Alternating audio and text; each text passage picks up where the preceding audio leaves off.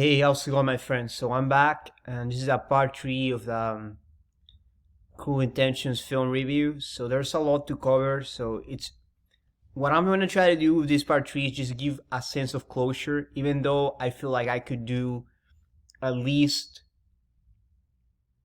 3 more videos, but not covering more content, more analysis. But at least you guys will get an idea. So let's just go with the plot. The relationship between Sebastian and Annette develops. Initially, they were only going to be friends, but now they're growing closer. At the same time, we also see the development of Sebastian.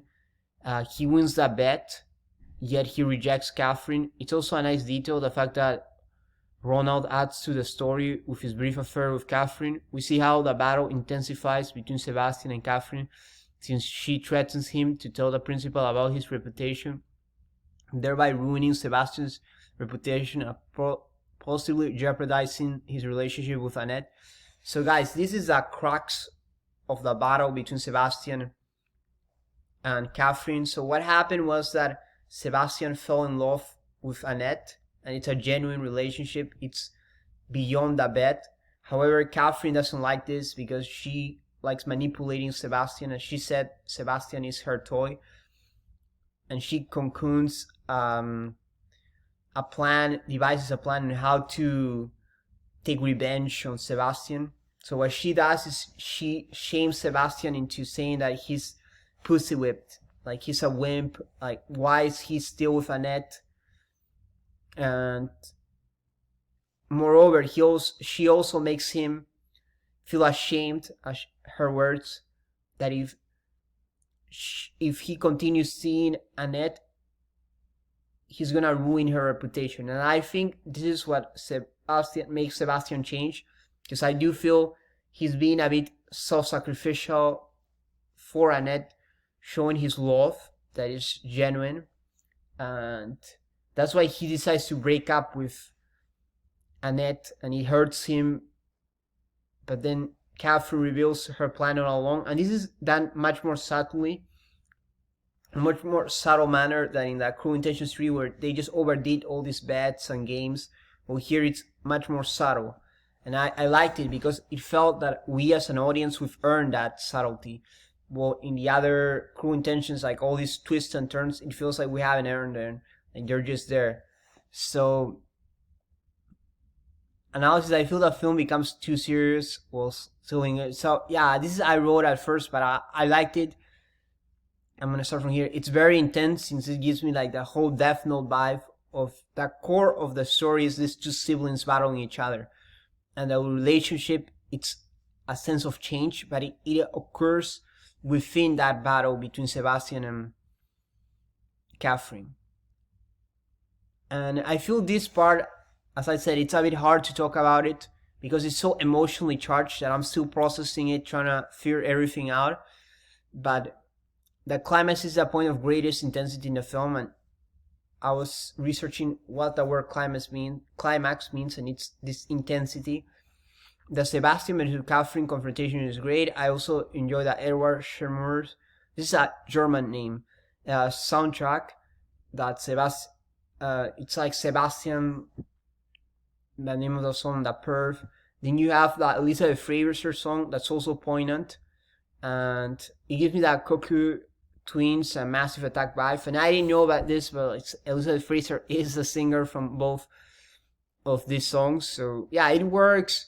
Honestly, I don't think it's Fraser's strongest work, because Coco Two Twins, she has some incredible vocals, but it's because it feels like it's two singers there. But anyway, in this one, it's just her, and it's a more straightforward song, but I liked it and it works. So let's just go with the outfits. The Sebastian outfit is on point. He has reminded me a bit of a Calvin Klein model. The style they're doing as well, because he's always wearing the nightwear, like the gowns and the whole very earth tone t-shirt, green t-shirt. And I will try to, it's more of a monochrome look with that earth tone. So there's also a picture of him where he's wearing the black t-shirt, and then he has the black jeans, or the green t-shirt and green jeans, or green chinos or khakis. But what they're the earth tone style, so it's not the regular ones. So And let's just go to a picture here. Like, I enjoy this picture because it's just like the lightning in the back. We also have Sebastian, the blue shirt. We have Annette wearing the red. It just looks very nice. And then the nice lights. And I'm just gonna mention Larry Clark because I'll be watching some of his films as well. The guy from Kids and Another Day in Paradise, and the other films. It's the idea of lightning and shadows and photography. It's all about that. So I felt that this photograph truly captures the essence of the romance. And I wonder what blue means. It means sadness, but it also reminds me of jazz. There's a lot to analyze when it comes to outfits, but I feel it would take a long time. So since the music here helps a lot, it also adds to the story. The theme also makes the story much more idyllic. Also, we see Valmont gets mad, and we can sense that he's used to handing out orders to people. And when you guys watch Cruel Intentions 2, we see that he's sort of used to that. But the actor Dune, he also he tones it down where he's friends with the servants. And if you're out where Annette is at the train station, there's a scene now, in retrospect, I think it was alright. When I wrote this, I was just running a bit faster, but yeah, I think it was fine. That was a powerful scene. And then my favorite part of this whole third part, it's honestly Kathryn. I feel she stands out the most because Sebastian's a bit too sappy. You know, he's a bit too lovey-dovey in the whole film. And then Annette, she's just more of a straight face kind of character.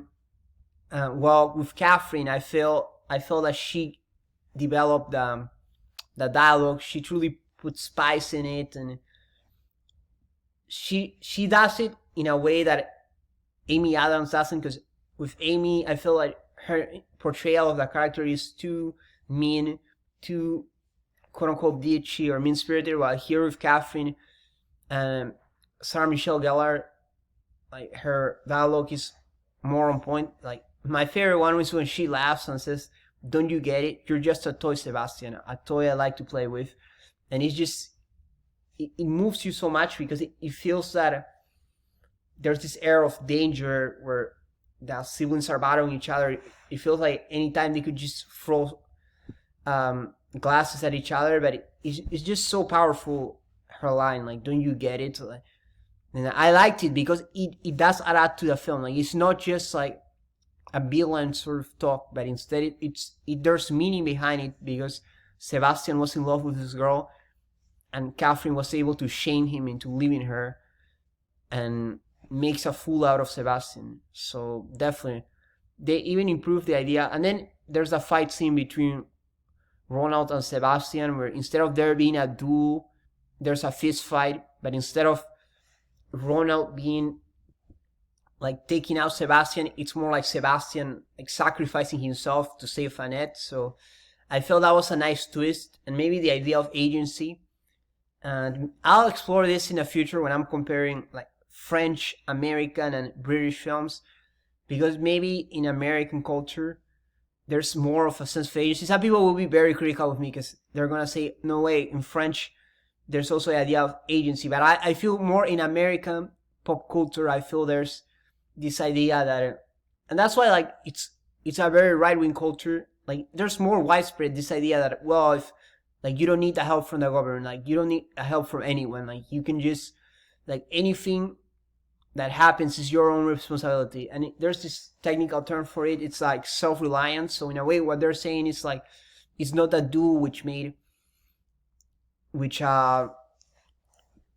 like harmed Sebastian. It was his own decision to this idea of agency or super agency that he tried to save Annette that happened to him. So it was a choice in a way.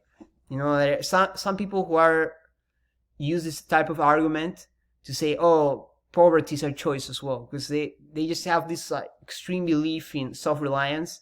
So it's just an interesting twist in the whole Anglo-French. So that film feels very Anglo-French because in one sense there's this idea of French, like some French films, like they're not afraid to, I wouldn't say they're pessimistic at all, but maybe they're realistic in a sense, like they're not afraid to end in downer endings. Like they'll just end it how they want to end it. And I watched a bunch of the Roger Vadim's film, and I can't pinpoint right now exactly which films, but like I remember like a couple of them had this downbeat ending, and it seems like there was a lack of closure that Hollywood gives you. Well, here it feels like the Anglo side, they try to make this into a redemption story with Kathryn redeeming Sebastian. So in a way, with Annette redeeming Sebastian, so in a way, Kathryn ends up looking like a fool, looking silly, and Sebastian is redeemed in a way. He gets the last laugh, so to speak. But it's a very interesting perspective on cultures. But I always feel that American, I'll only say this comment, or maybe not even Americans, to people who want to be specific, but Hollywood, this idea of happy endings, but also the idea of like morality and people, and there being consequences for people who commit evil actions. So it's very interesting, and when I talk about Clockwork Orange, this topic's gonna come up again, and not to sidetrack, so you just go back to the acting, because, oh, it's short, so let's do both the dialogue. So the south of France is referenced and is great, as we all know. Well, at least I know that in the upper class Brits come from Normans. In I think there's this mystique about the south of France in the Anglosphere, because I also read books about it where people say that south of France, like he has this very idyllic or this high interest from many people. I also like the talk about love, since love here is waiting for you and you let it pass just because that's hypocritical. So, and this is all my commentary, and some people will be like, oh, you're not correct and stuff like that, but it's all commentary based on sources I've read. No, they're very widespread, but it's just based on a lot of things I read that I made this comment that sometimes I notice some people when they criticize, not necessarily French people, because then I don't want it to be like a French-English thing, but it's not like some people who criticize the Anglosphere, they say like, oh, it's all about virtue signaling and preaching values when they're hypocritical.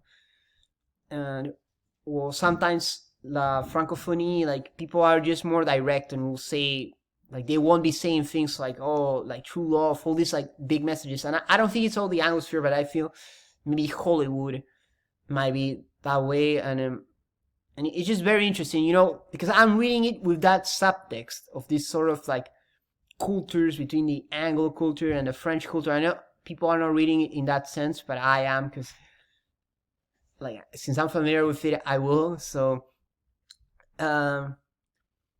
yeah, and I like how Sebastian calls it out on Annette, that she's a virgin and all these attributes, and she's just gonna let true love pass by. Well, her whole life she seems to be this good girl who's preaching out love and love this, Well, here's Sebastian, well, here's true love, and you have to seize it and just take it, And it's so fascinating as well, like, because seize is a like French word, comes from French. Well, grab would be the German word, and it's just very interesting how like it works on those layers. And I know I'm all like truly analyzing this film for multiple layers, but I feel my fans, because they watch, they speak all these languages, like they'll get it 100%. So anyway, guys, so acting. The acting is on point. Obviously, these guys were a couple in real life. Their acting is very real and on point. It does translate on screen. And also, as well, like here again, I feel like, well, Annette and Sebastian, their characters are portrayed very well by Reese Witherspoon and Philip. Like, I feel that who steals the show is Kathryn.